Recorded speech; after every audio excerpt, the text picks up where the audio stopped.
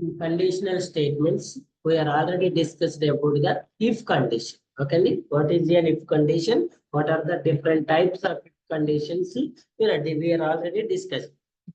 So now it's time to discuss about one more conditional statement, that is a switch. That is a switch.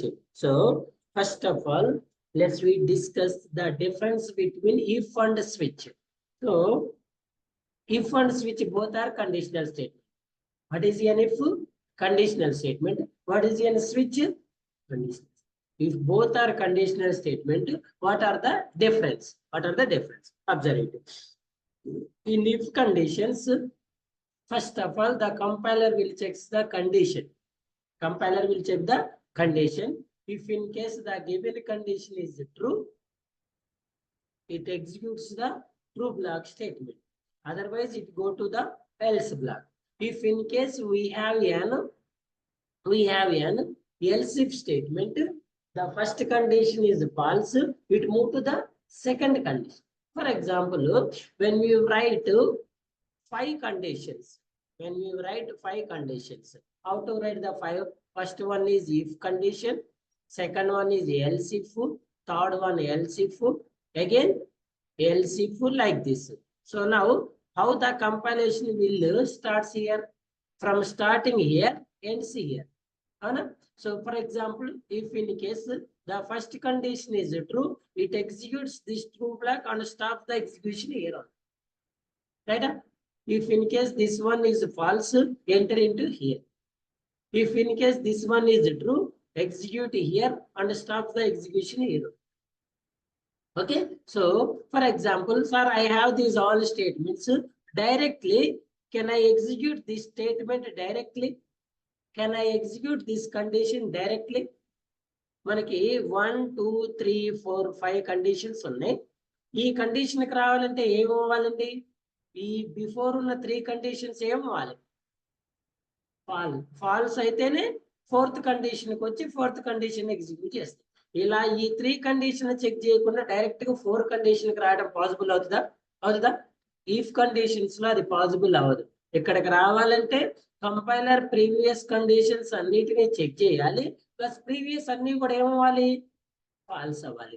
ఇక్కడ ఇది true అయితే ఇక్కడతోటే stop చేస్తుంది, remaining execute చేయదు కదా. ఓకేనా? But in the switch condition we have an option to execute which one you want. Sir నాకు 5th one execute కావాలి. When you choose 5th one, the compiler will execute directly 5th condition. If you choose the third one, compiler will execute directly 3rd condition. The remaining statements, the remaining conditions only completed the compilation. There is no execution. So మనం input ఇస్తాము. మనం input ఇచ్చేది ఇలా switch condition లో మనం cases రాస్తాము. Case 1, case 2, case 3, case 4, case 5. ఇప్పుడు మన ఆప్షన్ ఎంత? 5. ఈ 5 ఉందో లేదో చెక్ చేసుకుంటుంది అంతే. ఈ 1 5 మ్యాచ్ అవుతున్నాయా? నో. 2 3 4 ఇక్కడ మ్యాచ్ అవుతున్నాయి కాబట్టి డైరెక్ట్ ఈ బ్లాక్ ని ఎగ్జిక్యూట్ చేస్తుంది. 3 1 మ్యాచ్ అవుతుందా? No. 2 no. 3 yes. This will execute. Okay, so that is the difference between if and switch. So general example చెప్పాలంటే ఇప్పుడు ఫర్ ఎగ్జాంపుల్ చూడండి, here we have a switch board. Okay అండి, మనకి switch board ఉంది. Switch 1, switch 2, switch 3, 4. ఓకేనా? మళ్ళీ కింద 1 2 3 4. If condition ఎలా ఎగ్జిక్యూట్ అవుతుందని చెప్తున్నావు? దీన్ని ఎగ్జిక్యూట్ చేస్తుంది, దీన్ని అప్పుడు ఇక్కడికి వస్తుంది. ఫర్ ఎగ్జాంపుల్ ఇది ఫ్యాన్ స్విచ్ అనుకోండి. అంటే నేను ఈ ఫ్యాన్ స్విచ్ ఆన్ చేయాలంటే ఇఫ్ కండిషన్ లో ఫస్ట్ ఏం చేయాలి?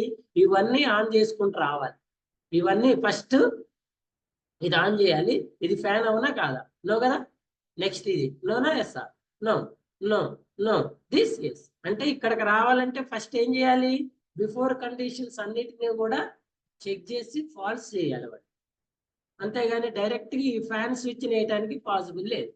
అదే స్విచ్ లో అయితే మనం డైరెక్ట్ గా ఫ్యాన్ స్విచ్ ని డైరెక్ట్ గా మనకి ఏది కావాలంటే దాన్ని మాత్రమే ఎగ్జిక్యూట్ చేస్తాం. మరి ఈ స్విచ్ కావాలంటే ఫస్ట్ వీటన్నిటిని కంటిన్యూస్ చేయాల్సిన అవసరం ఉందా? మనకి ఇది కావాలంటే ఏం చేయాలి? డైరెక్ట్ గా ఇదే ఆన్ చేస్తాం. ఇప్పుడు ఇది టీవీ స్విచ్ అనుకోండి. ఇప్పుడు మనకి టీవీ కావాలి. ఎక్కడి నుంచి రావాలి? స్టార్టింగ్ నుంచి రావాలా? ఎక్కడికి వెళ్ళాలి? డైరెక్ట్ గా ఇక్కడ. అదే ఇఫ్ లో అయితే ఇవన్నీ చెక్ చేసుకుంటూ వచ్చి ఇక్కడ ఎగ్జిక్యూట్ చేస్తాం. అదే స్విచ్ లో అయితే డైరెక్ట్ గా అంటే మనకి ఏ కండిషన్ ఎగ్జిక్యూట్ కావాలో మనకు తెలియకపోతే కంపైలరే డిసైడ్ చేసుకోవాల్సి వస్తే ఇఫ్ కండిషన్ వెళ్తుంది. ఇప్పుడు ఇది టీవీ స్విచ్ అని మీకు తెలియదు, అర్థమేనండి? మీకు ఇది టీవీ స్విచ్ అని తెలియదు.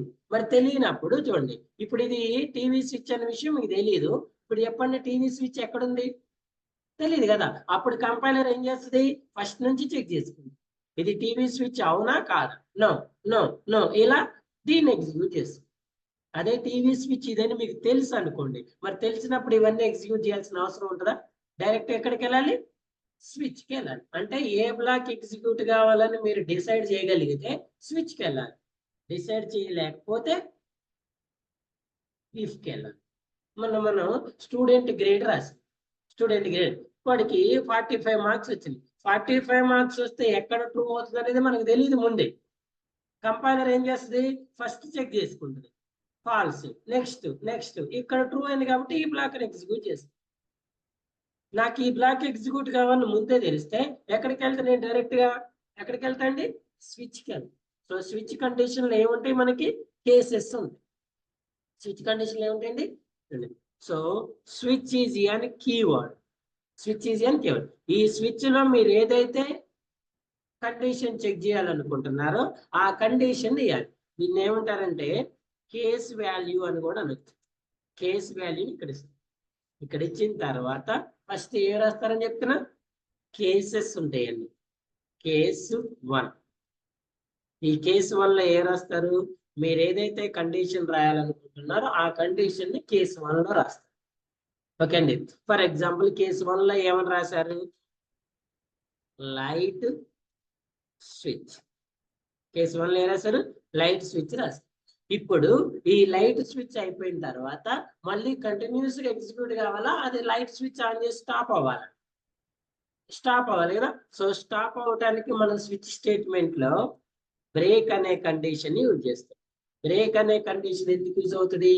ఆ కండిషన్ ఎగ్జిక్యూట్ చేసి ఆ బ్లాక్ ని ఎగ్జిక్యూట్ చేసి అంతటితోటే స్టాప్ అవుతుంది.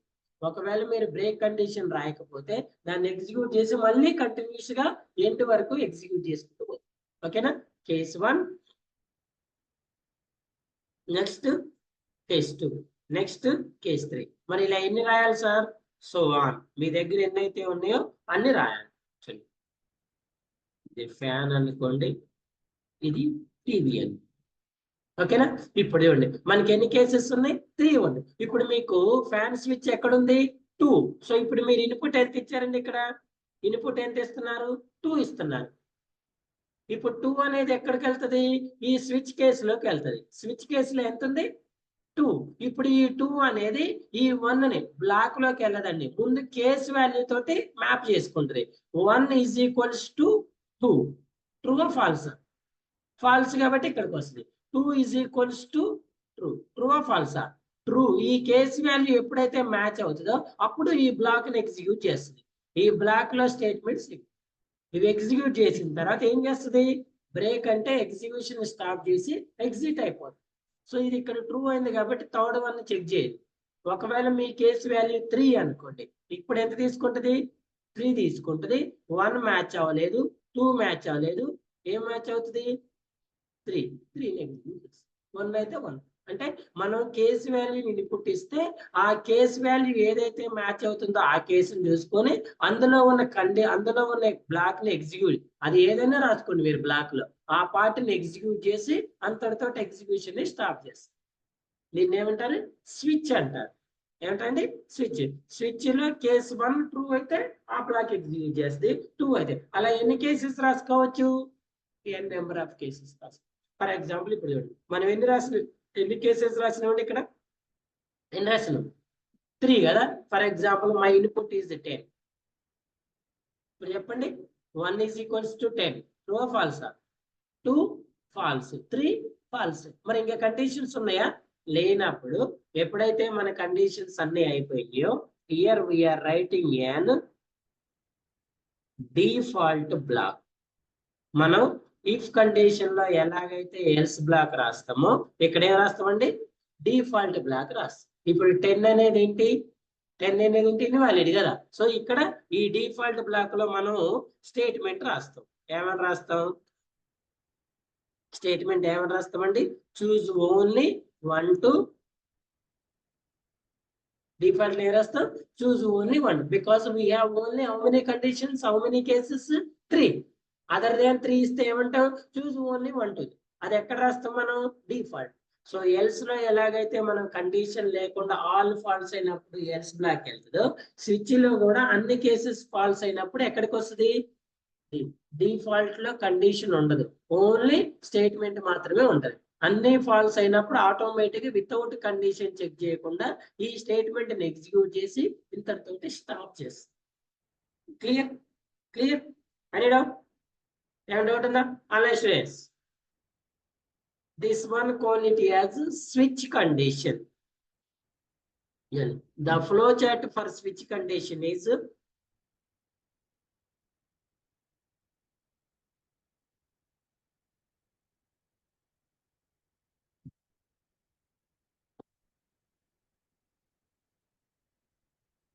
case 1. If in case 1 is true, execute the statement 1, break the compilation, execution and go to the exit. ఎక్కడికి వెళ్తుందండి? ఎగ్జిట్ కి వెళ్తుంది. ఒకవేళ కేసు 1 అన్మ్యాచ్ అయితే ఎక్కడికి వెళ్తుంది? 2కి వెళ్తుంది. 2 మ్యాచ్ అయింది అనుకోండి, ఈ బ్లాక్ ని ఎగ్జిక్యూట్ చేసి కంపైల్ ఎగ్జిక్యూషన్ స్టాప్ చేసి ఎక్కడికి వస్తుంది? ఓకేనా? ఇఫ్ ఇన్ కేసు ఇది కూడా అన్మ్యాచ్ అయితే ఇలా ఎన్ని చెక్ చేస్తుంది? ఉన్నాయన్నీ చెక్ చేస్తుంది. అన్ని అన్మ్యాచ్ అయినాయి అనుకోండి, ఎక్కడికి వస్తుంది? డిఫాల్ట్ లో స్టేట్మెంట్ ని ఎగ్జిక్యూట్ చేసి, యాక్చువల్లీ డిఫాల్ట్ లో బ్రేక్ రాకపోయినా ఏం కాదు. బ్రేక్ అనేది ఎందుకు రాస్తాం మనం? అది అంతటితోటి స్టాప్ అవ్వాలి, నెక్స్ట్ మూవ్ అవ్వాలి. అసలు డిఫాల్ట్ అనేది ఎండ్ ఆఫ్ ద స్టేట్మెంట్ కదా, దాని తర్వాత ఇంకేమైనా ఉంటాయా? ఉండనప్పుడు నువ్వు బ్రేక్ రాసినాయి కదా, రాకపోయినాయి. అదేనా? డిఫాల్ట్ లో బ్రేక్ ఎందుకు రాయము?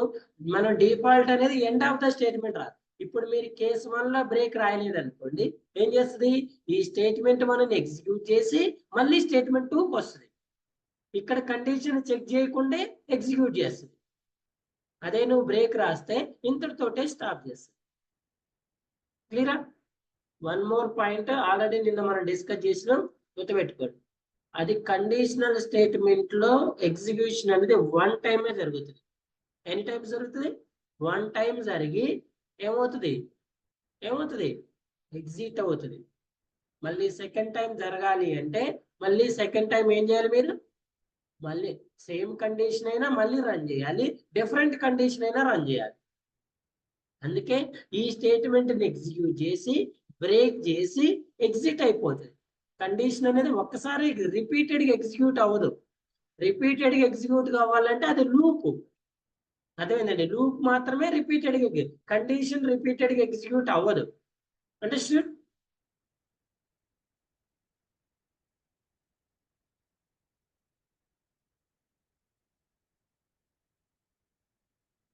Shall we go with the example program? Instead of writing many if else statements, మనం ఇలా స్విచ్ కేసెస్ రాసేటప్పుడు నార్మల్ గా అయితే ఎలా రాయాలి? ఇఫ్ ఎల్స్ లో రాయాలి. సార్ మరి ఇఫ్ ఎల్స్ కి స్విచ్ కి ఉన్న డిఫరెన్స్ ఏంటి సార్? నేను ఇప్పుడు ఇక్కడే దీంట్లోనే కండిషన్ రాసుకొని, ఇఫ్ కండిషన్ రాసుకొని ఎల్స్ ఇఫ్ ఇక్కడ కదా ఎల్స్ ఇఫ్ రాసుకోవచ్చు కదా సార్ అంటే రాసుకోవచ్చు. మరి ఎల్స్ ఇఫ్ కి స్విచ్ కి డిఫరెన్స్ ఏం చెప్పా? ఎల్స్ ఇఫ్ లో నీకు థర్డ్కి రావటానికి ఫస్ట్ రెండింటిని ఎగ్జిక్యూట్ చేసిన తర్వాతే థర్డ్కి వస్తుంది. అదే స్విచ్ అయితే డైరెక్ట్ గా థర్డ్కి వస్తుంది. అర్థమైందా? ఇప్పుడు మనం థర్డ్కి ఒక కండిషన్ ఏమో else if, more than 1 condition అంటే ఏం రాయాలి? ఎల్స్ ఇఫ్ కదండి. ఒకదానికి ఏం రాసిన? స్విచ్ రాసిన. ఇప్పుడు దీన్ని కంపైలేషన్ చేస్తే మనకి ఎగ్జిక్యూట్ ఎక్కడ అవ్వాలి? థర్డ్ లో అవ్వాలి. ఇది ఏం చేస్తుంది? 1 బ్లాక్ ని కండిషన్ చెక్, గుర్తుపెట్టుకోండి, ఎల్స్ ఇఫ్ కండిషన్ చెక్ చేస్తుంది. 1 కండిషన్ చెక్ చేస్తుంది, ఫాల్స్. 2 చెక్ చేస్తుంది, ఫాల్స్. 3ని ఎగ్జిక్యూట్ చేస్తుంది. స్విచ్ ఏం చేస్తుంది? బ్లాక్ లోకి వెళ్ళదు, కేసు వాల్యూ తోటి మ్యాచ్ చేసుకుంటుంది. ఈ 3 1కి మ్యాచ్ అవుతుందా? నో. ఈ బ్లాక్ లోకి ఎంటర్ అవ్వదు, డైరెక్ట్ గా 2కి వస్తుంది. 2 మ్యాచ్ అవుతుందా? నో. 3 మ్యాచ్ అవుతుంది, 3 బ్లాక్ ని ఎగ్జిక్యూట్ చేస్తుంది. అంటే ఈ బ్లాక్ ని ఎగ్జిక్యూట్ చేసే టైం అనేది మనకి సేవ్ అవుతుంది దేని ద్వారా స్విచ్ ద్వారా. అదే ఎల్సిఫ్ లో చేస్తే ఏమవుతుంది, ప్రతి కండిషన్ ని కంపైలర్ చెక్ చేయాలి కాబట్టి టైం వేస్ట్ అవుతుంది. ఇక్కడ 3 కాబట్టి సరిపోయింది. అదే 20 ఉంటే ఈ కంపైలర్ నాకు 21 ఎగ్జిక్యూట్, కంపైలర్ ఎల్సిఫ్ ఏం చేయాలి 19 చెక్ చేయాలి. అదే స్విచ్ ఏం చేస్తుంది డైరెక్ట్ గా 20 ఎగ్జిక్యూట్ చేస్తుంది. Clear? Instead of writing many if-else statement, we can use the switch statement. The switch or switch case in Java is multi-way branch statement. The switch statement selects one of many code blocks to be executed. మనం రాసిన many codes లో నుంచి one code ని select చేసుకుంటాం. Okay? The switch expression is evaluated only once. The value of the expression is compared with the value of each case. If expression matches value 1, the code of case value are executed. Similarly, the code of case value 2 is executed if expression matches with value 2. The break statement is used to terminate the statement sequence inside the switch. If there is no match of the code, the default case is executed. Switch statement syntax. చూడండి, one more important point. నేను already మీకు Java notes share చేశాను. మనం regular class లో ఏదైతే topic చెప్తామో ఆ topic notes లో ఉంటుంది. ఓకేనా? క్లాస్ లో ఎప్పుడు కూడా ఓవర్ వ్యూ ఉంటుంది. ఓకే అండి, ఓవర్ వ్యూ ఎలా ఉంటుందంటే బుక్ లో ఉన్నట్టు చదివి చెప్పటం ఉండదు. ఆ కాన్సెప్ట్ ఏంటి, ఆ కాన్సెప్ట్ ని మీకు ఎలా అర్థమయ్యే విధంగా చెప్పాలి అనేది మా పాయింట్ ఆఫ్. అర్థమైందా? దీన్ని ఈ ఎగ్జాంపుల్ తో చెప్పొచ్చు అనేది ఉంటుంది. బుక్ లో ఏముంటది, రియాలిటీ ఉంటది. దాన్ని అంటే ఒక ఆర్డర్ ప్రకారం, ఒక స్క్రిప్ట్ ప్రకారం దాన్ని ఒక ఆర్డర్ ప్రకారం ప్రొనౌన్సియేట్ చేసి ఒక ఆర్డర్ ప్రకారం స్టేట్మెంట్స్ రాస్తే ఎలా ఉంటది అనేది బుక్ లో ఉంటది. అందుకే మీరు క్లాస్ విన్న తర్వాత ఆ క్లాస్ ని ఇమీడియట్ గా నోట్స్ తోటి కంపేర్ చేసుకోవాలి. క్లాస్ అయిపోగానే నెక్స్ట్ చేయాల్సిన పని ఏంటి, నోట్స్ చదవాలి. నేను కొన్నిసార్లు టైం ఉన్నప్పుడు మీకు నోట్స్ కొన్ని చదివి కూడా చూపిస్తాను. ఇప్పుడు ఈ స్టేట్మెంట్ ఎందుకు చదివి చూపించా, నేను చెప్పిన దాన్ని మీరు చదివేదాన్ని మ్యాచ్ చేస్తే ఓకే సార్ చెప్పింది ఇది మ్యాచ్ అవుతుంది అనేది మీకు అర్థం అవ్వాలి. మీరు ఇది చదవలేదు అనుకోండి, ఈ స్టేట్మెంట్ ఫార్మేషన్ మీకు రాదు. అర్థమైందా? సో నేను ఎక్స్ప్లెయిన్ చేస్తున్నా కాబట్టి నా ఓన్ వర్డ్స్ లో చెప్పగలుగుతున్నా. మీరు అదే రాయాలి, మీరు చెప్పాలంటే మీరు ఓన్ స్టేట్మెంట్స్ ఫామ్ చేయాలి, ఒక ఆర్డర్ ప్రకారం చేయాలి. అది చేయాలంటే నోట్స్ చదవాలి. అర్థమైందా? ఫ్లో చార్ట్ ఎలా ఉంది, సింటాక్స్, నేను ప్రతిదానికి సింటాక్స్ రాస్తున్నా. మీరు కూడా ఎప్పుడైనా ఇంటర్వ్యూలో స్విచ్ కండిషన్ అడిగితే స్విచ్ కండిషన్ కి ఏం రాయాలండి, ఇది సింటాక్స్. ఇదేంటి ఎగ్జాంపుల్ కాదు, సింటాక్స్. సింటాక్స్ వేరు, ఎగ్జాంపుల్ వేరు. ఎగ్జాంపుల్ ని 2 టైప్స్ రాయొచ్చు. ఒకటి ప్రోగ్రామ్ రాయొచ్చు, లేదా ఓన్లీ ఎగ్జాంపుల్. ఇప్పుడు దీన్ని ఎగ్జాంపుల్ రాయాలంటే ఏం రాయాలి, కేస్ 1 రాసి ఈ బ్లాక్ లో ప్రోగ్రామ్ రాయాలి, కేస్ 2 రాసి ఈ బ్లాక్ లో అది నార్మల్ గా రాస్తే ఎగ్జాంపుల్ అవుతుంది, అదే జావాలో రాస్తే ప్రోగ్రామ్ అవుతుంది. సింటాక్స్ వేరు, ఎగ్జాంపుల్ వేరు. సింటాక్స్ వేరే, ఎగ్జాంపుల్. చూడండి, వేరియబుల్ డిక్లేర్ చేయడానికి సింటాక్స్ ఏంటండి, వేరియబుల్ డిక్లేర్ చేయడానికి సింటాక్స్ ఏంటి,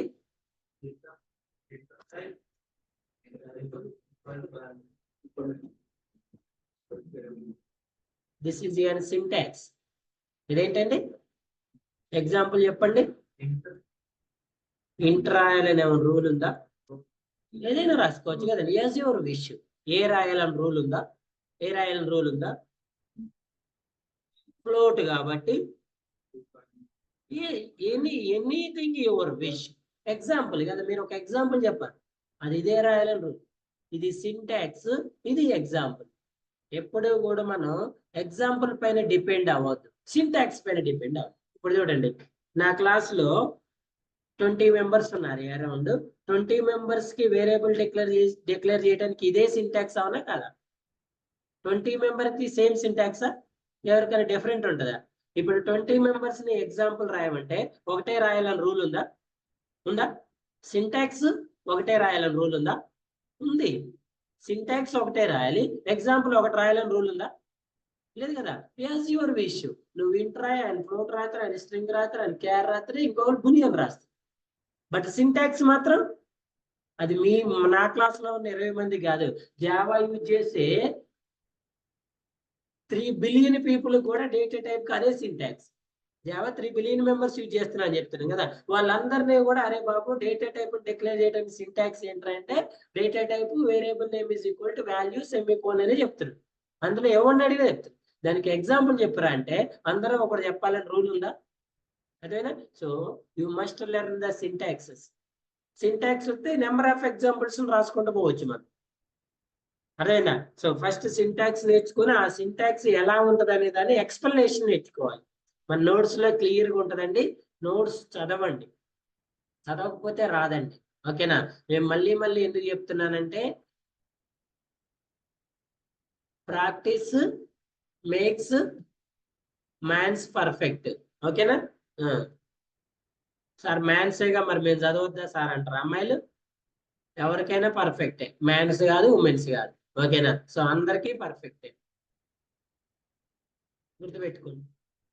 నీకు ఎంత తొందరగా జాబ్ రావాలి, ఎంత ప్యాకేజ్ రావాలి, ఎంత లొకేషన్ ఏ లొకేషన్ లో రావాలి, ఎంత తొందరగా రావాలి, ఎంత ప్యాకేజ్ రావాలి, ఏ లొకేషన్ లో రావాలి అనేది ఎవరిని బేస్ చేసుకుని డిసైడ్ అవుతుంది సార్ అంటే మిమ్మల్ని, మీ పర్ఫార్మెన్సే డిసైడ్ చేస్తుంది.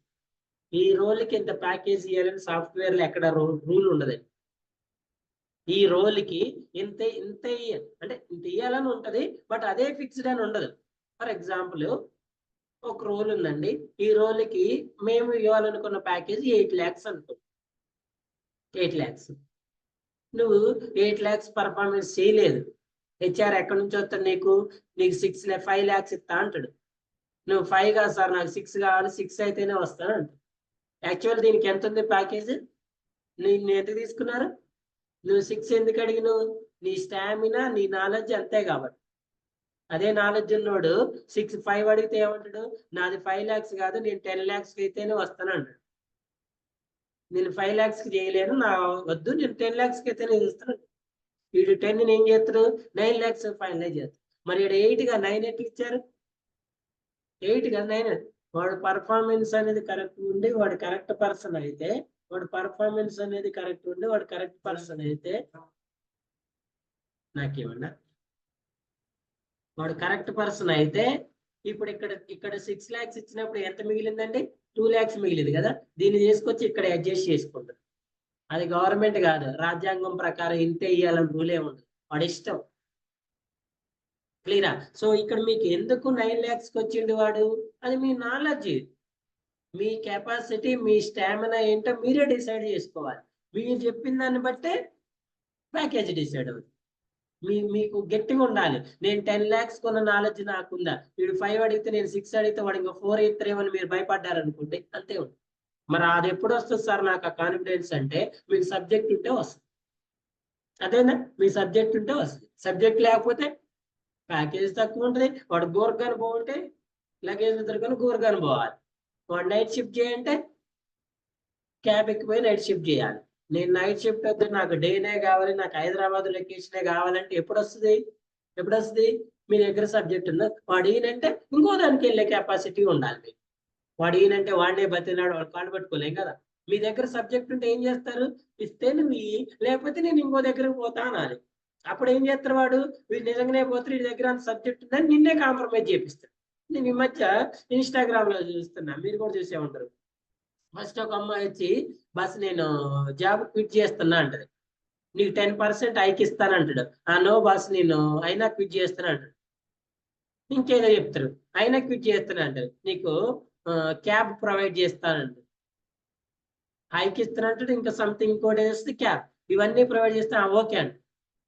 ఈ అమ్మాయిని చూసి వీడానికి ఇంకో పర్సన్ వస్తాడు, సార్ నేను క్విట్ చేస్తున్నా అంటే ఓకే ఆల్ ద బెస్ట్ అండి. అదేనా? అంటే ఏ రిసోర్స్ మనకు కావాలనే విషయం కంపెనీకి తెలుస్తుంది. మీరు కావాల్సిన రిసోర్సా లేకపోతే మీరు తాత్కాలికంగా అడ్డం పెట్టుకునే రిసోర్స్ అనే విషయం తెలియదా కంపెనీకి? తెలుస్తుందా లేదా? తెలుస్తుంది. 1 క్లాసు 2 క్లాసులు వినే మీరు సబ్జెక్ట్ ఎలా ఉంటది, ట్రైనర్ ఎలా ఉంటది అని మనం డిసైడ్ చేసినప్పుడు మీరు 1 or 2 months వర్క్ చేస్తే కంపెనీ డిసైడ్ చేయదా? చేస్తుందండి. అంటారు కదా ఏదో మొత్తం అన్నం ఉడికిందో తెలియదంటే మొత్తం అన్నం మొత్తం తినాలా, కొంచెం తీస్తే తెలిపోదు కదా. మనం కూడా అంతే. వీళ్ళు ఏంటనేది with in short period of టైంలోనే డిసైడ్ అయిపోతుంది. దాని తర్వాత రిమైనింగ్ మొత్తం ఇక కంటిన్యూ అయిపోతుంది అట్లనే. సో ఆ పీరియడ్ని మీరు జాగ్రత్తగా హ్యాండిల్ చేయాలి.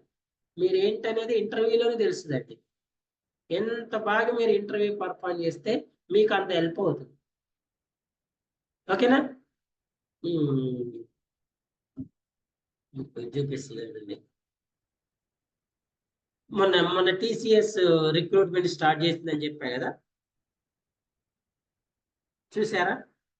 ఎన్క్యూటీ కూడా అప్లై చేసుకోమని చెప్పా కదా. మీకు రెండు ఇమేజెస్ చూపిస్తాను చూడండి.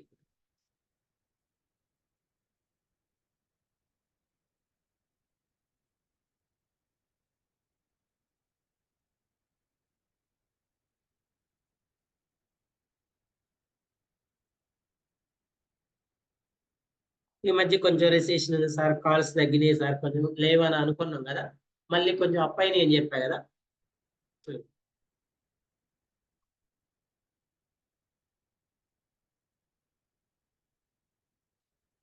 చదవండి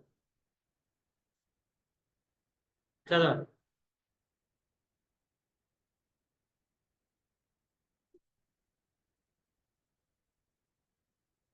చదవండి.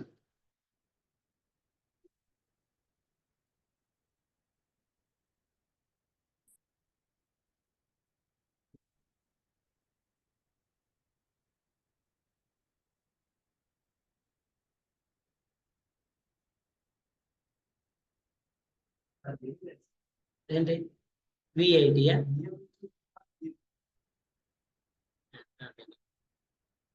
ఉద్యోగం వీరికి నింజానా?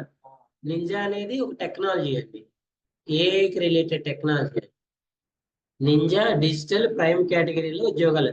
లేకపోతే నింజా అనేది వాళ్ళ, అంటే ఇప్పుడు ఏమంటారు, వాళ్ళ కంపెనీలో కేటగిరీస్ అయి ఉండొచ్చు, టీసీఎస్ లో కేటగిరీస్ అయి ఉండొచ్చు.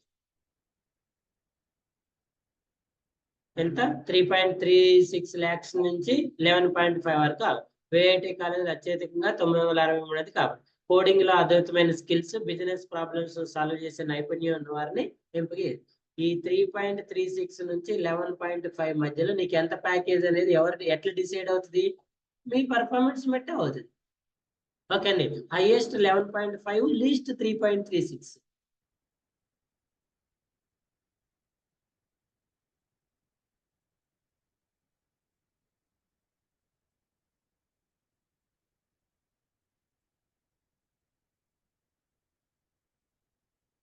మెరుగైన పనితీరు కనబరిచిన ఉద్యోగులకు డబుల్ ఇంక్రిమెంట్ ఇస్తామని కంపెనీ చీఫ్ హెచ్ఆర్ మిలింద. కాగా ప్రస్తుతం టీసీఎస్ లో 6.1 లక్షల మంది పని. మీకు గుర్తుందా? ఒక 1 month బ్యాక్ టీసీఎస్ దాదాపు 20,000 మందిని తీసేసిందని న్యూస్ వచ్చిందా? మరి ఏడేమో డబుల్ ఇంక్రిమెంట్ ఇస్తానంటే ఆడేమో తీసేస్తానంట. చూడండి, ఎవరికి డబుల్ ఇంక్రిమెంట్ ఇస్తానంటాడు? మెరుగైన పనితీరు కనపరిచిన ఉద్యోగాలకు డబ్బు. మెరుగైన పనితీరు అమర్చకపోతే ఏం చేస్తాడు? తీసేస్తాడు. ఇక్కడ సాఫ్ట్వేర్ కంపెనీలో ఇంత ఇయ్యాలని ఎలాగైతే రూల్ ఉండదో, ఇంత ప్యాకేజీని ఎలా ఇట్లా తీసేయాలని కూడా రూల్ ఉండదు. అదేనా, నువ్వు నా కంపెనీకి ఎసెట్ అని నేను ఫీల్ అయితే నేను నిన్ను సేవ్ చేసుకుంటా, నువ్వు ఎసెట్ కాదని ఫీల్ అయితే త్రో చేస్తా. అదేనా, మీరు ఎసెట్టా లేకపోతే కాదనేది it's depends upon your knowledge, your work, మీరు చేసేదే ఉంటుంది, మీ పర్ఫార్మెన్స్ ఉంటుంది అక్కడ. ఓకేనా? ఈ నాలెడ్జ్ పర్ఫార్మెన్స్ కోసం మీరేం బరువులు ఎత్తి మోయాల్సిన అవసరం లేదు, ఆడేది గుంటలు దమ్మాల్సిన అవసరం లేదు. డెవలపర్ అయినా, టెస్ట్ ఇంజనీర్ అయినా, బిజినెస్ అనలిస్ట్ అయినా, డేటాబేస్ అడ్మినిస్ట్రేటర్ అయినా గుర్తుపెట్టుకోండి, ఒకటే టైప్ ఆఫ్ వర్క్ ఉంటుంది మీకు ఎప్పుడు, సేమ్ టైప్ ఆఫ్ వర్క్ ఉంటుంది. డెవలపర్ అంటే కంప్లీట్ మీ వర్క్ ఏంటి? డెవలప్మెంట్. టెస్ట్ ఇంజనీర్ అంటే వాళ్ళ కంప్లీట్ వర్క్ ఏంటి? టెస్టింగ్. నువ్వు ఈ డెవలప్మెంట్ ని ఎంత ఎఫెక్టివ్ చేయగలుగుతున్నదే కాన్సెప్ట్. ఈ టెస్టింగ్ ని ఎంత ఎఫెక్టివ్ చేయగలుగుతున్నదే కాన్సెప్ట్. అది వస్తే జాబ్ నిలబడి. అదేనా? సో ఒకటే వర్క్ అండి, వాడు మల్టిపుల్ వర్క్స్ చేయాల్సిన అవసరం లేదు. ఫర్ ఎగ్జాంపుల్, నువ్వు 10 years ఎక్స్పీరియన్స్, నువ్వు 10 years ఏం చేసి ఉంటావు? డెవలప్మెంటే. నువ్వు 10 ఇయర్స్ టెస్ట్ ఇంజనీర్ అనుకో, నువ్వు 10 ఇయర్స్ ఏం చేసి ఉంటావు? టెస్టింగ్. ఒకటే పని మల్టిపుల్ టైమ్స్ చేస్తూ ఉంటావు. ఒకసారి చేసినప్పుడు కొత్తగా ఉంటుంది, రెండోసారి చేసినప్పుడు కొంచెం అలవాటు అయింది, మూడోసారి, నాలుగోసారి, 10 సార్లు చేస్తే ఏమవుతుంది? అలవాటు అవుతుంది. అప్పుడు ఏం చేయాలి? ఇందులో ఇంకా కొత్తగా నేను ఏం నేర్చుకోవాలని అప్గ్రేడ్ అవ్వాలి. క్లియరా? అర్థమైందా? టీసీఎస్ ఎన్ని న్యూస్ వచ్చినాయండి? 3 న్యూస్లు కదా. మొన్న ఈ మధ్య ఒకటి చూపించిన మీకు, ఎన్క్యూటీ ఆఫర్ చేసిందని ఉంది కదా.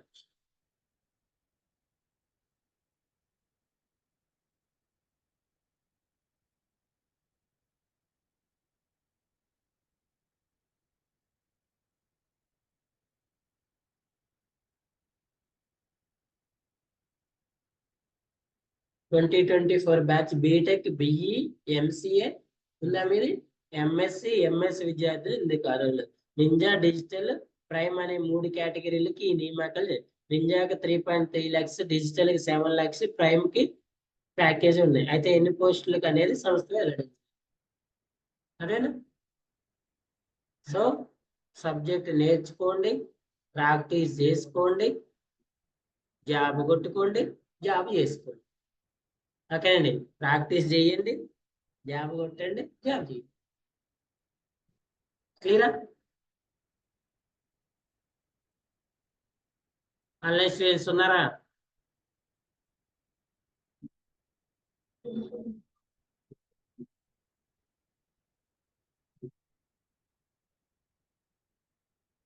What is the next one?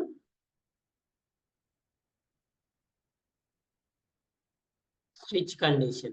So switch is the keyword కదా. Switch.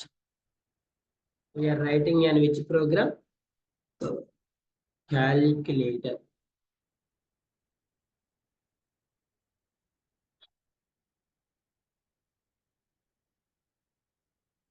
Calculator అంటే